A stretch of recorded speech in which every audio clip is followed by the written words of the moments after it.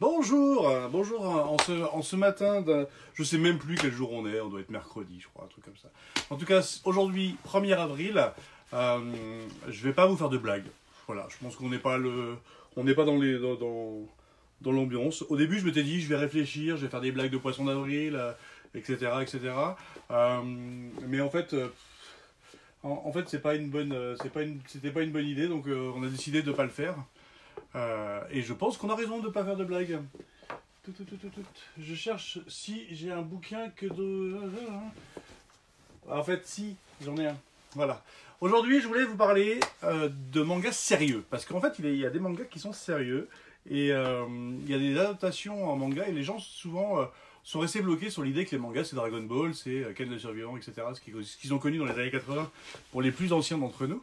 Et quand ils découvrent qu'il existe des mangas sur le Capital de Marx, sur Stendhal, même sur des grands philosophes, et ben ils sont très très étonnés. Il y a du Descartes en manga. Et là, je voulais vous parler de quelque chose qui réunit plusieurs de mes passions, qui est effectivement le manga et le Japon, mais aussi les livres de Jules Verne. C'est-à-dire que Marc, vous avez dit dans une vidéo que j'avais toute une collection de livres de Jules Verne, et effectivement, j'ai une cinquantaine de bouquins comme ça à la maison sur Jules Verne, que je dois d'ailleurs à mon kiosque tenu par une jeune fille qui s'appelle Dilek, au faubourg de Saverne, une espèce de tabac presse, mais qui vend aussi donc, des fois des collections comme ça qui sortent toutes les semaines ou tous les 15 jours. Et donc je suis déjà au 50e au moins.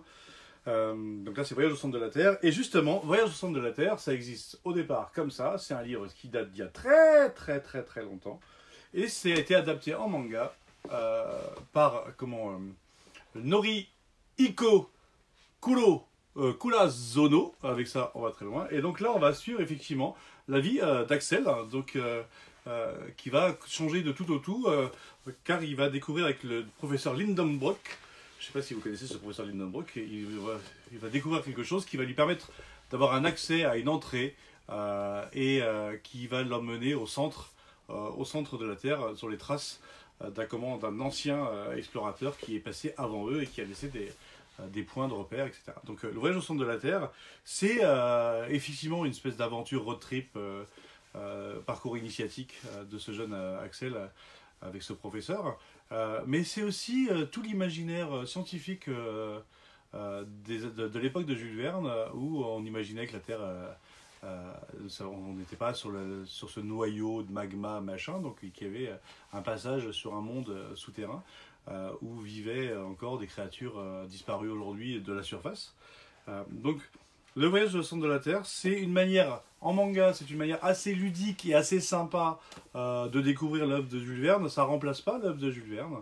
Parce qu'il y a des pépites dans les ouvrages de Julot, hein, on peut l'appeler Julot maintenant quand même. Jules Verne très décrié aussi en son temps, hein, parce que c'est quelqu'un qui a fait de la science-fiction avant tout le monde, ou du moins un des précurseurs en France. En tout cas, si vous avez ni lu le livre, ni vu le film, et que vous avez envie de découvrir Le voyage au centre de la Terre de Jules Verne, n'hésitez pas, c'est vraiment, vraiment, vraiment sympa. Je vais mettre une petite lumière pour que vous voyez un peu mieux le bouquin. Je ne sais pas si vous le voyez un peu mieux, parce qu'il est quand même plutôt joli. C'est une série très courte, hein, c'est en 4 tomes. Les 4 volumes sont déjà sortis, donc il n'y a pas de problème pour se dire, allez hop, il n'y a rien de pire que d'attendre la suite dans ce genre d'aventure. Donc le voyage au centre de la Terre de Jules Verne, c'est pas la seule œuvre de Jules Verne qui est adaptée en manga. Vous pouvez trouver aussi 2 ans de vacances.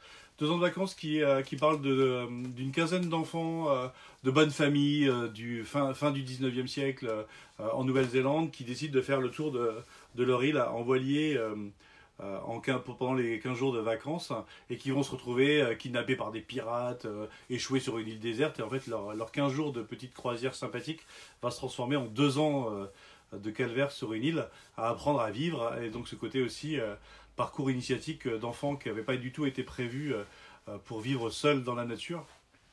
Très très intéressant de voir comment 15 personnes se débrouillent sur une île, et c'est à la croisée de de l'île au trésor aussi, enfin de ce genre d'aventure-là. Donc 2 ans de vacances, c'est dans des collections classiques où c'est un one shot. Et, et là, c'est chez Pika, Le Voyage au centre de la Terre, c'est en 4 volumes. Voilà, j'espère que vous allez passer une très très bonne journée. C'est un 1er avril, on peut quand même essayer de faire des blagues, mais moi j'en ai pas trouvé qui était à la hauteur. J'aurais voulu vous parler d'un manga qui devait sortir et qui a été repoussé au mois de juin, mais je n'arrive plus à retrouver sa trace ici. Donc si je retrouve sa trace, je vous en parlerai, parce que je crois que je l'avais eu en service de presse. Et ça s'appelait Shibuya L, un truc comme ça. Et en gros, c'était l'invasion de poissons rouges géants dans le quartier de Shibuya. Voilà, c'est complètement barré. Et ça devait sortir pour le 1er avril, donc pour aujourd'hui. Et ça a été reporté. C'est dommage parce que c'était un bon manga de 1er avril. Vu que on parlait de poissons invasifs, etc. etc. Voilà. Je ne sais pas si, si vous allez tous bien. Mais en tout cas, nous, ici, ça va.